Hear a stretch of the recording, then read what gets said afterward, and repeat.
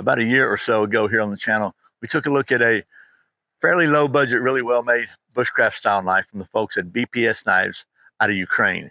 Today we're going to look at another BPS knife. This is the Citizen SSH. Not quite a bushcraft knife, but I think it's cool. That's what's coming up next here on Survival on Purpose.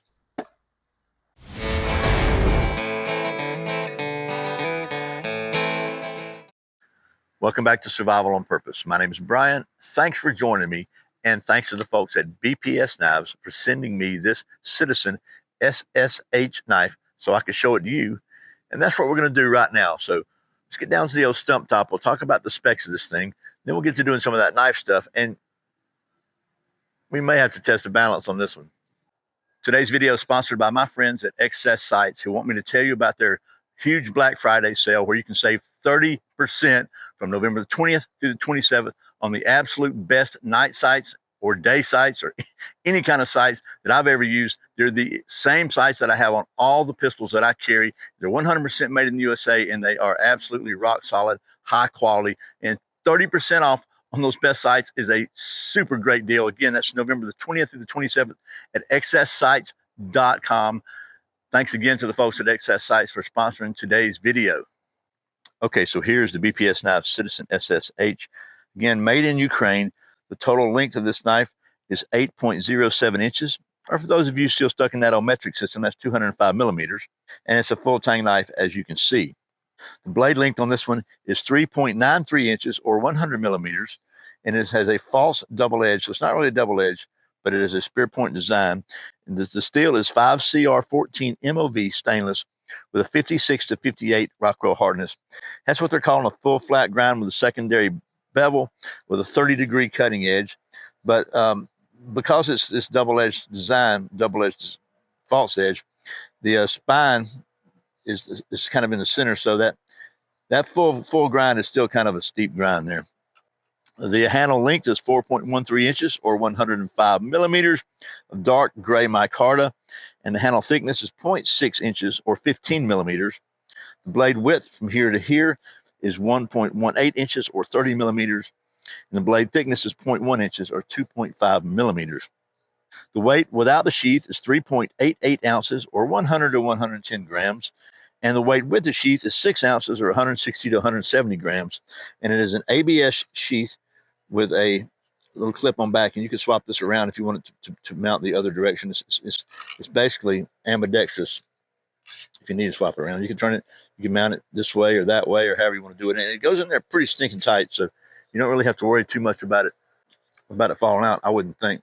Also has a little weep hole here to let water out, so you can lash this, clip it, all kinds of different things to it. The Amazon price on this, which is the best place to get them here in the US, is $55. Okay, so I think we should start the testing process with the internationally standard, universally recognized sharpness test, the redneck sharp test.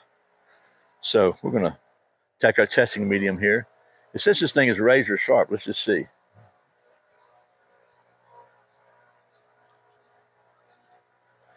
Okay, yeah, we got some hair there, pretty good bit of hair there on the blade, but I felt sharper, but it's pretty stinking sharp.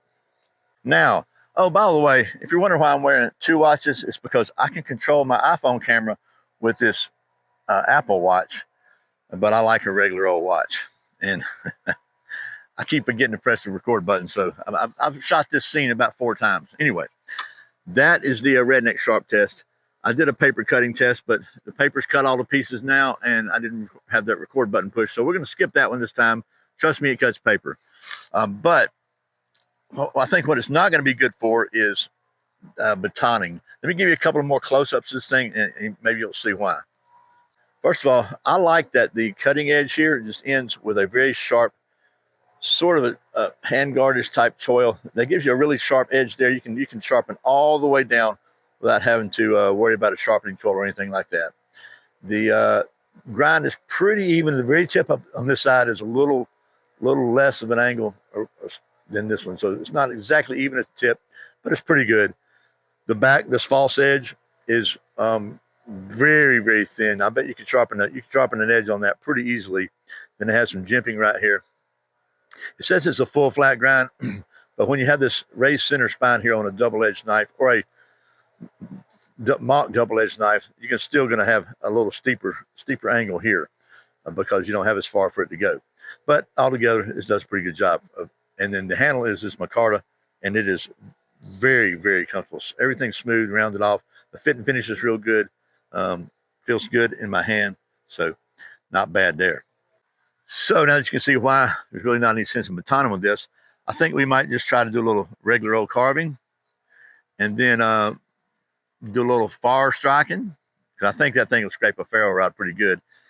And then we'll get a little scientific with our balance, orientation, and rotation device. So let's see if we can carve with some of them there curls first.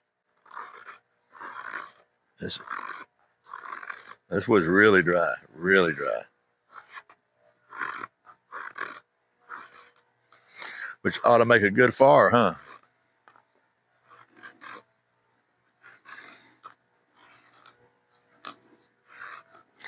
And again, it's not really what this knife is designed for. It's not a bushcraft knife, but it's a knife. I like to do knife stuff and try to keep the testing as consistent as possible. Okay, so it carves okay. I will say this, okay? If you have any kind of a blade that you're gonna plan on using for self-defensive uses, I would make it as sharp as possible and then not use it for other stuff. You want that edge to be as sharp as you can get it. So there's that. Now, let's get in my storage unit here. Pick up this piece of fat wood here, because you know I gotta have any excuse to carve me some fat wood because I like the way it smells. And my nose has been kind of stopped up lately, so let's see if I can carve off some fat wood.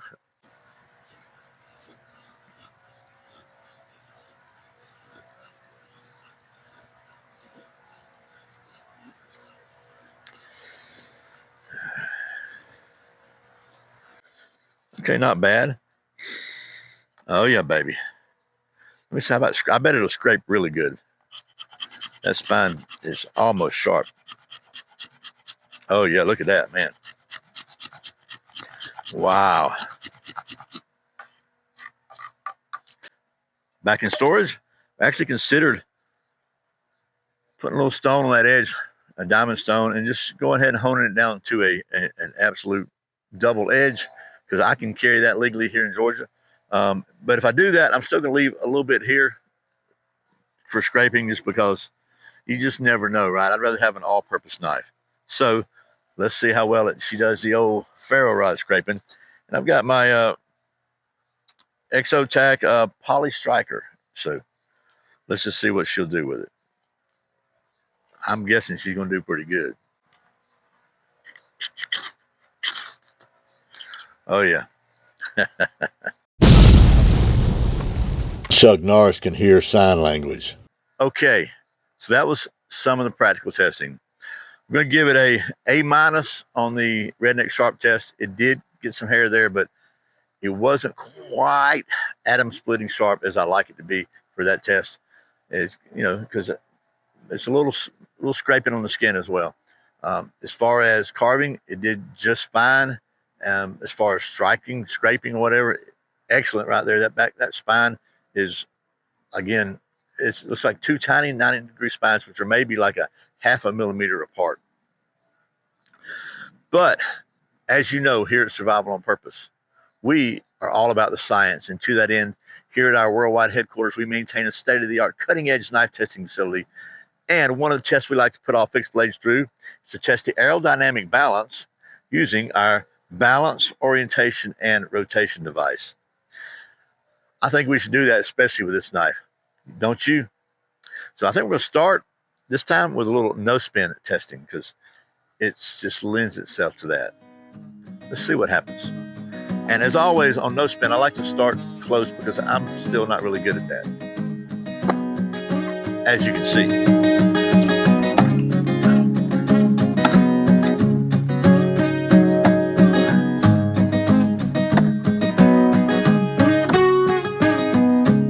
Okay, you know what? We're going to back this up just a little bit and go to the regular testing. Whoop, whoop, whoop, whoop, whoop. much more better. It was a scientific process. I completely eliminated and abandoned it. Should we try again? Whoop, whoop, whoop, whoop, whoop.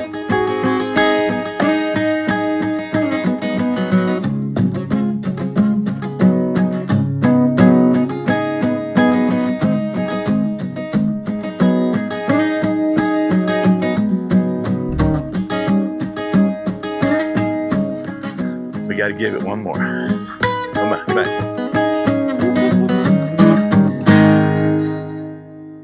Okay, we're going to call this one balanced. Hopefully this video has been somewhat informative and at least mildly entertaining. That is the BPS Citizen SSH. We'll call this one a multi-purpose knife. And thanks again to the folks at BPS Knives in Ukraine for sending this to me so I could test it and show it to you. And as always, thank you for watching Survival on Purpose. Remember, survival is not an accident, so be prepared. I'll see you next time.